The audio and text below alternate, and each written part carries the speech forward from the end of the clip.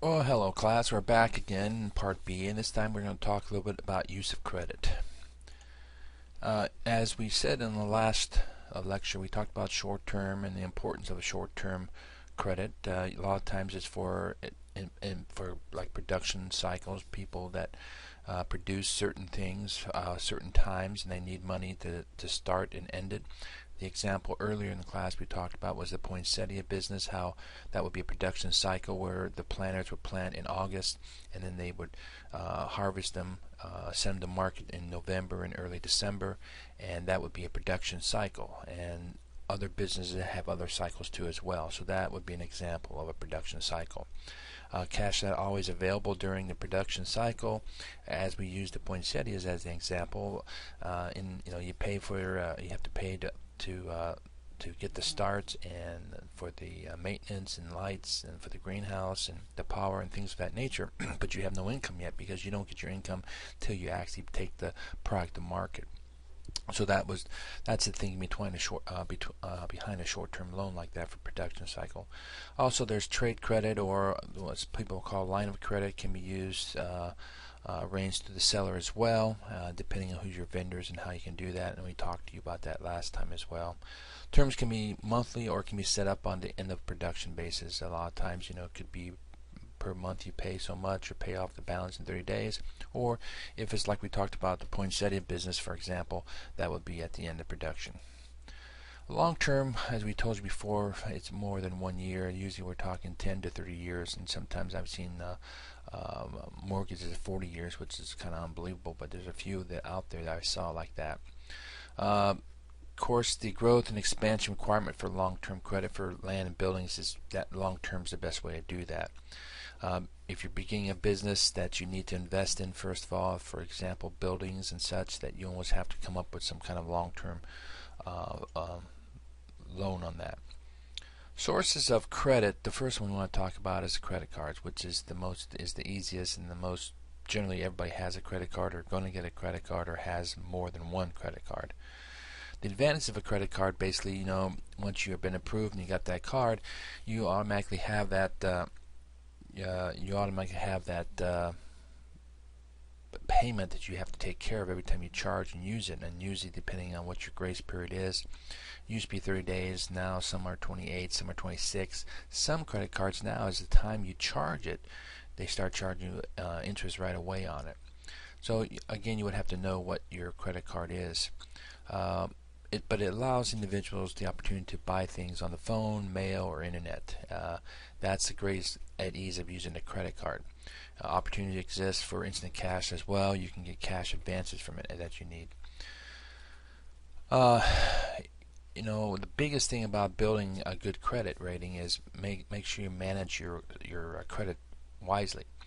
And so if you delay actual cash out, and you can also delay actual outlet when you use your credit card, and so it provides also documentations and financial of all your financial transactions. Companies like going to that because they can issue to their supervisors or people, and they can track them, and easier to keep track of those kind of expenses versus cash only expense. It also increases your credit allowance, which means that you can extend putting out money at a certain time by using your credit card. So if, say you're kind of short on the 15th, but your paycheck comes in on the 20th and your credit card bill comes on the 28th, well, I can just cover it with that. Also, international travel is very made easy by using a credit card. If you go across the borders to on vacation or business, a credit card is easy. It takes care of the exchange, and you can use it almost anywhere, depending on what it is. Usually, we think of MasterCard and Visa card when you think about that. And also that there's some organizations that if you buy through them, they'll give you benefits or points and things of that nature for travel or for hotels and things like that. And that's where sometimes those credit cards will try to get you on those things as well. Also, though, when you need to rent a car, you almost have to have a credit card because a lot of times most credit card companies or most car companies will tell the credit card companies when you rent a car, they're going to charge $200 right away off or they don't charge you, they just put a hold on $200 just to make sure your credit card's open. And as soon as you turn your credit card back in, then it releases, and then it gives you the actual amount that goes in there. If you use a debit card, what happens is they take that money out, and that can freeze that money you already have in your debit account for a longer period of time. So credit cards are good for that purpose. And like I said, travel or other points can be awarded by going places and using your credit card. The disadvantage of a credit card is that, well, it could be lost or stolen, and possibly somebody else gain funds at your expense. And that's why it's important for you to keep track of your when you look at your information that comes in, and you should always check to make sure everything's on there is supposed to be on there. I know when I traveled to Brazil, I was home for 2 weeks, and I got a call from my credit card company saying that there's been activity on your card, and from what you reported to us, you returned to the United States 2 weeks ago. And I said, I did.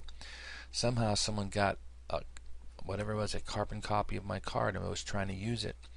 And luckily they saw that, and I was able to cancel that card and had to issue a new card to me. But I was able to stop that. But luckily my credit card company picked that up, and a lot of credit card companies do have that, where they watch for things like that, especially if you tell them when you leave the country and when you're coming back. They will always make a note on that.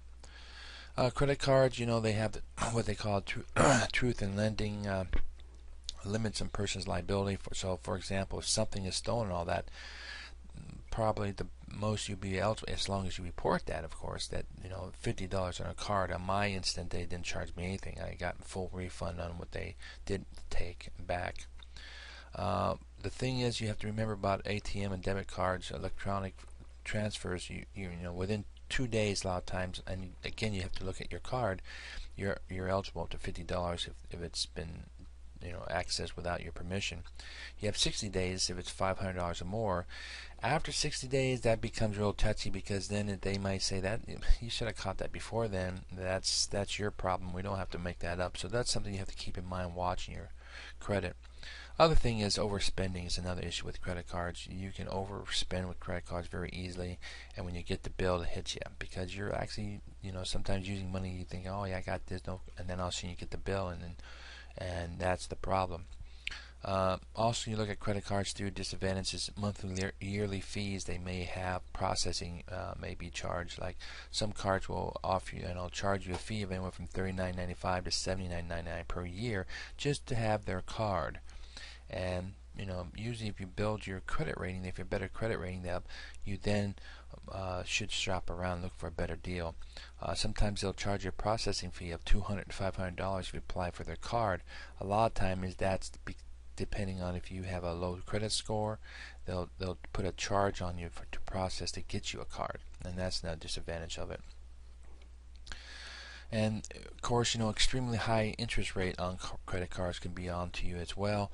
What you need to be, shop around and get the best possibility and understand how a credit card works. That, for example, if you have $1,000 max on it and you spend $1,000 and that rate's 18%, and you only pay the minimum payment on it, which will take you 10 years to pay that $1,000 off, because that's the thing that you don't look at.